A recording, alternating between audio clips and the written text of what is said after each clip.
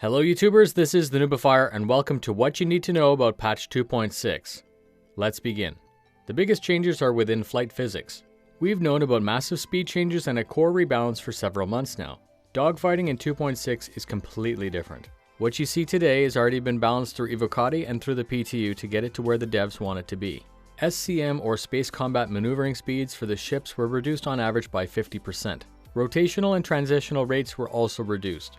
We're talking a full overhaul that was apparently done to make the ship combat more personal and make it harder to get into a scissor battle. Mentions were also made that the changes would reduce the skill ceiling for the pilots and make it easier for new pilots to be competitive. In my testing thus far, no. Skill is still a factor.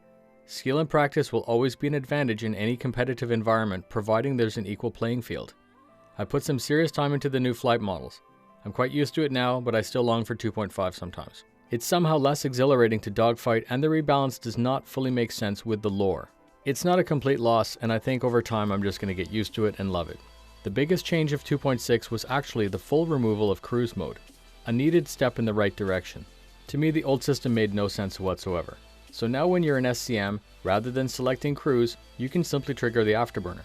These changes have flipped racing completely upside down because there's no longer an SCM speed limit. If you're a racer, you basically have to relearn everything and get ready for some challenging physics. There have already been some crazy times posted up, and I believe the best so far was 37 seconds for New Horizons. Precision mode has also been changed. It's put on by default when you enter landing mode. The landing system was updated with new visuals and a new system. Once landing mode is engaged and the pad is selected, you simply hold down N to land safely most of the time. Afterburner and boost have been split to two different buttons. Boost will temporarily push the thrusters beyond their normal output. This gives you a quicker rotation, translation, and acceleration. Boost will have no effect beyond SCM speeds, however it will get you there quicker. These two systems can be done independently or combined, which is why there's a dedicated button for each. New patch means new leaderboard and a reset of Alpha UEC. Expect to have to start over with the default spacesuit and weapons. We finally have Star Marine. After a very long wait, we now are able to play the first-person combat simulator known as Star Marine. This mode is similar to Arena Commander in that it's meant to be a competitive place to test your skills without the risk of killing your character. Currently we have two modes, Last Stand and Elimination, on two maps, Damien, which is a 4-on-4, and Echo 11, which can support up to 12-on-12. We now have a couple of tactical emotes, left keypad 1, stop keypad 2, right keypad 3, yes keypad 4, forward is keypad 5, and no is keypad 6. You can use these to tell your people quickly what to do. 2.6 brings with it some new camera tools.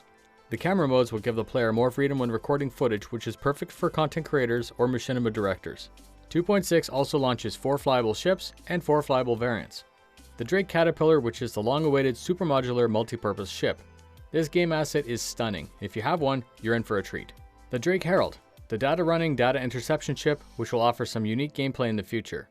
Next, the Origin 85X, which is a side-by-side 2-seater snub fighter.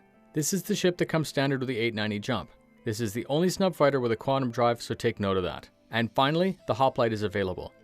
This Vanguard dropship variant can carry 8 troops into battle and then provide support.